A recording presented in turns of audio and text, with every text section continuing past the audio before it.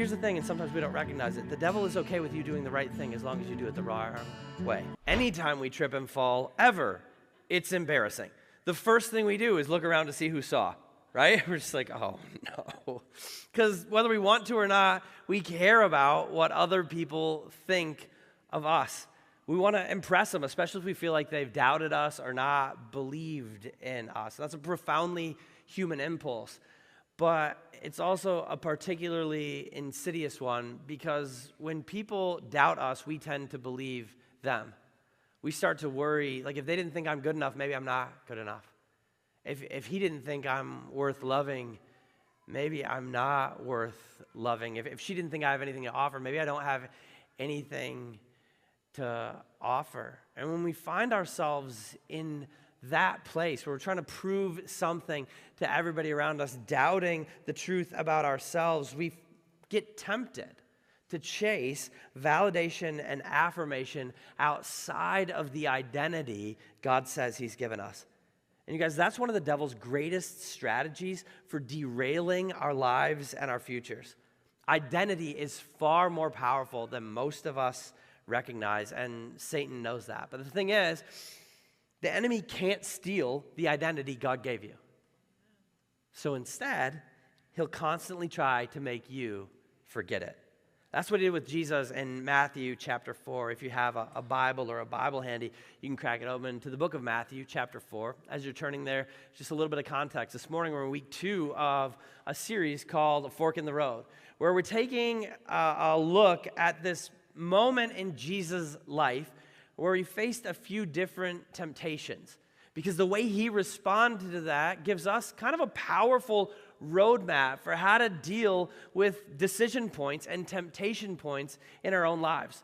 And if you remember from last week, or you're familiar with the story in Matthew 4, we read about how Jesus went into the wilderness and fasted for 40 days. And at the end of that, Satan showed up and was like, hey, I know you're hungry, so if you really are the Son of God, why don't you turn all these rocks into bread so that you can eat? And Jesus responded to that by saying, hey, there's a deeper hunger in me than the hunger in my stomach.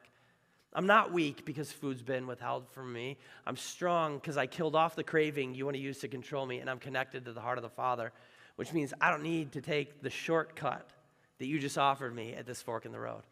And this is an incredible response by Jesus that reminds us that temptation is an invitation to choose what feels good now instead of what is good later. That's the deal we're going to be offered at every temptation point, every fork in the road in our lives, to pick what feels good in this moment instead of what is good in the long term. But Jesus just didn't go for it with the bread, and so the devil had to try an entirely different tactic. And in Matthew chapter 4, verse 5, this is what we read. It says, then the devil took him to the holy city and had him stand on the highest point of the temple. If you are the Son of God, he said, throw yourself down, for it is written, he will command his angels concerning you, and they will lift you up in their hands so that you will not strike your foot against a stone. Jesus answered him, it is also written, do not put the Lord your God to the test. Okay, there's a ton of stuff in here that I want to unpack, but first things first, this is a pretty dramatic change of venue. Jesus had been alone in the desert for like a month and a half, but after the devil couldn't get him to fall for temptation in private, he decided to take him to the most public place possible, the temple in Jerusalem, the center of Jewish civic life. And I think that's an important reminder for us that there's a difference between private and public temptations. All of us know that there are areas in our lives where we're vulnerable to choosing the wrong road at the fork if nobody is watching. But we're also vulnerable to an entirely different set of temptations when we're in public, and most of those have to do with other people's perceptions of us. Some of us are tempted to lie or exaggerate so that we can puff ourselves up and make people think we're great. Some of us are tempted to gossip, to share stories that really aren't ours to share because we kind of feel special knowing them, and honestly, putting other people down makes us look better in comparison. Some of us are tempted to show off, to spend money we don't have on things we don't need to impress people we don't like. And some of us are tempted to hide out from community altogether. Even though we know God says we're built for other people, we're like, hey, I don't have anything to offer. I just don't want to be in public places. Some of us face entirely different public temptations, but whatever they are for you, here's the deal. It's worth stopping, taking stock, and identifying them. Like for real, this week, take a few minutes and figure out where the places are in your life, both privately and publicly, that you're most vulnerable to believing the lies of the devil and taking the wrong road at the fork. Because the thing is, God promises us in Scripture that he will never let us be tempted beyond what we can handle, which is super encouraging and super frustrating all at the same time.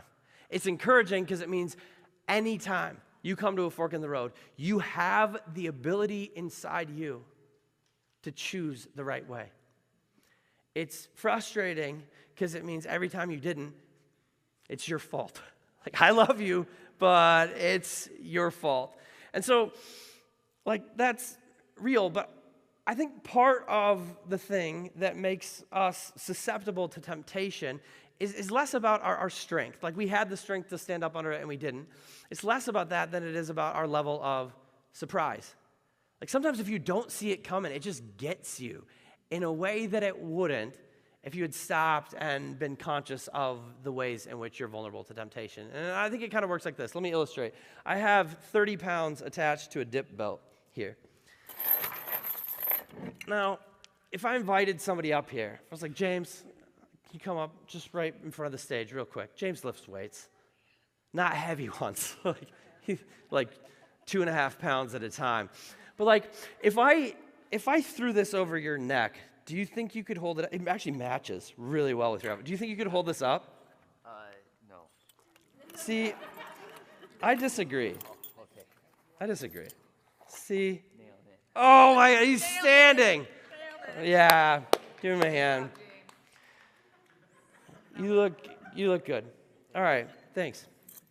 Now, I doubt that James is the only person in the room this morning that could stand with 30 pounds around his neck. Imagine this, though. After the service, you're in the hallway having a conversation with your friends and looking the other way, and then I sneak up behind you and drop this around your neck. What do you think is going to happen? It's probably not going to go very good for you. Good chance that you go crashing to the ground.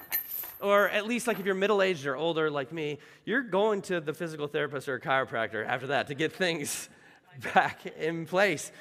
And it's not a perfect analogy. It breaks down pretty quickly. But the truth is that it's a lot easier to stand against the things that we see coming. And in my life, I have this dashboard exercise that I do with a couple other buddies in ministry. We ask each other a set of questions regularly to figure out where the dashboard warning lights in our lives might be popping up so that we can be aware of our danger zones. You guys, sometimes standing up to temptation has less to do with your level of strength than it does with your level of surprise. And when it comes to the public stuff, what you got to figure out is where you're most insecure about how other people perceive you, because our enemy speaks the language of insecurity. He wants to distract us from who God says we are and get us to worry about who everybody else thinks we are. And that's what he's trying to do to Jesus here, right? Notice that for the second consecutive temptation, he starts with the line, if you are the Son of God. If you really are. Why don't you prove, are you who you say you are? But don't forget, right before Jesus went out into the desert to fast, immediately before that moment, he was baptized. And when he came up out of the water, a voice from heaven said, this is my Son, whom I love, with whom I'm well pleased. The Father could not have been more clear about Jesus' identity to everyone. It wasn't that Jesus didn't know that's who he was. It wasn't that the Father hadn't declared that that's who he was. This was a moment where the devil was hoping he would forget who he was and worry about what everyone thought of him. That's why they went to the temple. Because in the first century, the Jews expected that the Messiah would make a grand entrance at the temple. And they thought that because of this prophecy in Malachi chapter 3 that says, I will send my messenger who will prepare the way before me. Then suddenly, the Lord you are seeking will come to his temple. And if you read the teachings of first century Jewish rabbis, they got super hung up on this word suddenly, pithom, and they thought it meant that when the Messiah came, it was going to be a show. Like just magic, explosions, everything, and suddenly he's here. And the problem with that interpretation is that there are a whole bunch of other prophecies throughout the Old Testament about the Messiah in Isaiah and in Psalms and in Zechariah and in Micah and in other places in Malachi, and they don't describe some grand conquering showman. They describe a humble king, a suffering servant who would show up unannounced in order to give his life away for the sake of the people around him. That's who Jesus was. But in this moment, the devil's like, yeah, but do you know how cool it would be if you showed off?